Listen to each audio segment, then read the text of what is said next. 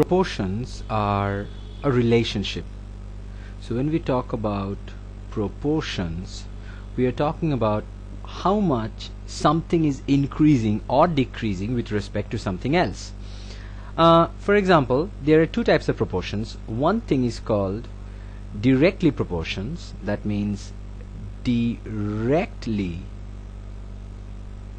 proportional, or it can also be called directly varies. It can also be called a variation. Now, if something is directly proportional to something, the relationship is, if something increases, let me call that x, then the other value also increases, let me call that y. That doesn't mean that it has to increase all the time. If something decreases, the other thing will also be decreasing. So there is a relationship between the two. This is called direct proportion. There are many things in the world that's directly proportional. For example, if you think about, the more someone spends, the more maybe the debt they have, or the more they have stuff in their house or anything. The more you do something, the more you have something of it.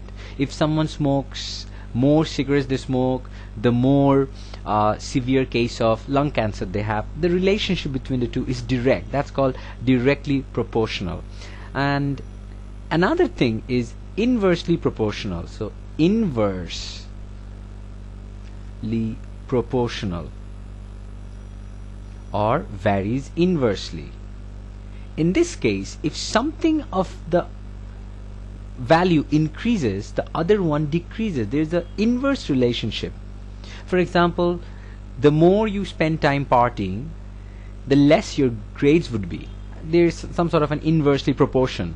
And in the same way, if something else decreases, the other one increases. And there are relationships like that.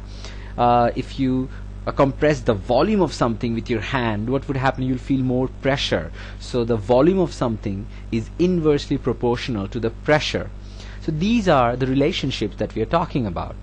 Now, if you think about the technicality, how it is expressed, and inversely proportion and directly proportion, it is expressed like these. In directly proportion, it's written x is, this is the proportional symbol. It looks like the pound sign, a bit like that.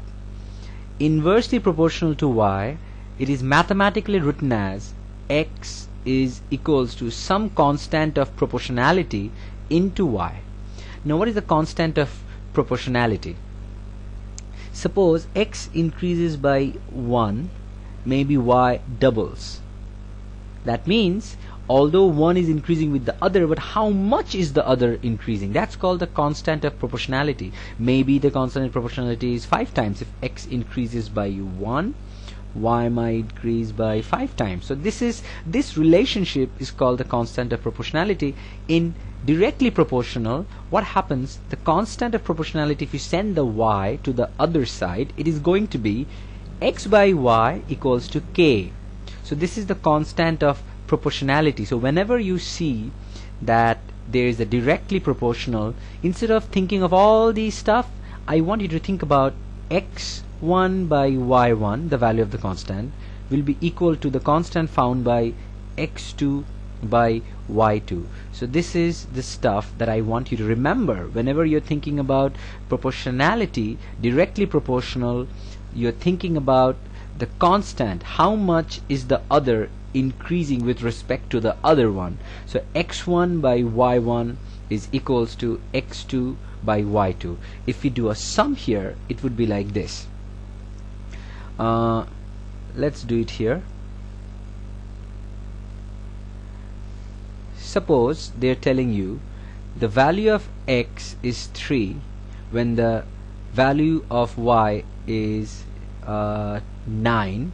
What is the value of x when the value of y is 15? This is some sort of a very simplified sum. Usually there is a context given, a story given, how the sum is done. Maybe x is the value of something and y is the value of something else. Maybe if the price of sugar increases, then the price of coffee also increases, and so on and on. They give a story like that. But here, in the most basic sense, we can write x1 by y1 is equals to this other value x2 by y2. So the proportionality, the constant of proportionality is constant, so we can write the first value is 3 and the second value is 9. This other value we don't know, we want to find it out, and the second value we know what that is. So if we do basic arithmetic, 3 1s are 3, 3 3s are 9. So we can write, if we cross multiply, 15 divided by 3 equals to x. So 3 5s are 15, therefore x equals to 5. That is going to give us the value. So this is the proportionality sum, directly proportional. Similarly, we can do the inversely proportional sum. If something is inversely proportional to something, we write it like this. So let me draw a line out here. This was directly proportional, so this was the sum. Now let's talk about inversely proportional. If x is inversely proportional to y, we give 1 by y. In algebra, 1 by y called the reciprocal or the inverse of y. So this is how it's written: x proportional inverse of y. So this is again written x equals to constant of proportionality into 1 by y, so that makes it k equals to x into y. Similarly, if x increases, by how much y decreases, so that's the relationship here. So here the relationship that we get here is x into y gives us the constant, so it is going to be x1 y1 equals to x2 y2. So this is going to give us the constant of proportionality, and this is going to give us the sum for inversely proportional.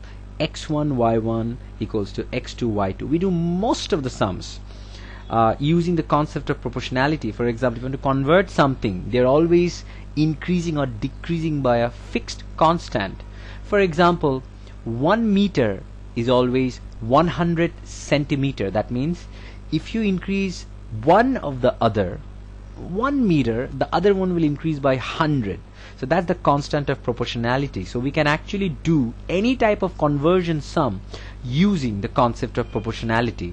Also, if we are talking about buying something or selling something, we are always buying it at a particular rate or selling it at a particular rate. So that fixed rate gives us the concept of proportionality.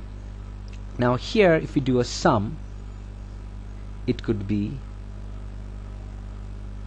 x and y are inversely proportional. So if we have one value like 5 and the other value is 10 and other value is 7, what would be the other value? This time we know it is inversely proportional. So if it is inversely proportional, we can write x1 y1 equals to x2 y2. So that means we can put in the values. So if we put in the values, it's going to be 5 into, I'm using brackets. It's a good idea to use brackets instead of the multiplication sign because it's confusing with this x, into 10 equals to x2 is 7 and y. This y we want to know what the value is, so let me put it in bracket as well. So this is going to be 5 tens are 50, and if I divide it by 7, we're going to get y. So 50 by 7 is going to be something of 5 5s are 35, 7 6 are 42, so 7 8s are 56, 7 7s are 49. This is going to be 7 point something, so let me keep it here. So this is the inversely proportionality. So this is how we do the sums. So whenever we do a sum regarding anything, it can be conversion, it can be any that type of a thing, and we can do it in this way. And that doesn't necessarily mean it has to be only in x and y term. Let me do another sum here. Let me draw out a line here and let me do one more sum. Let me do one more sum around here. Suppose this time they are telling us that the square of x varies means directly proportional. Another, inversely varies means inversely proportional, varies means directly proportional, to the cube of y. In that case, we know that directly proportional means the constant can be found by x by y. That means x by y, x by y. So here the first one that we have is square of x. So this is going to be x square by y cube. This is our first value. And x square by y cubed. This is our second value. So if we put the values, it is going to be, suppose someone is saying when if x equals to 1, y equals to 3, x equals to what when y equals to 5. If that is the question, we can put that x value is 1. So 1 square by y's value is 3. 3 cubed is equals to, we have to find the value of x, so let me put x squared, and the value of y is 5, so 5 cubed. So from this relationship we can actually find this is 1 squared is 1, 3 cubed is 3 into 3 is 9, 9 into 3 is 27, and this is x squared divided by 125. So we can actually write, therefore 127 divided by 27 is equals to x squared, and we can send this square to the other side and we can write, therefore x equals to, we always have to give a plus minus sign, square root of 125 divided by 27, and we can find the value of this.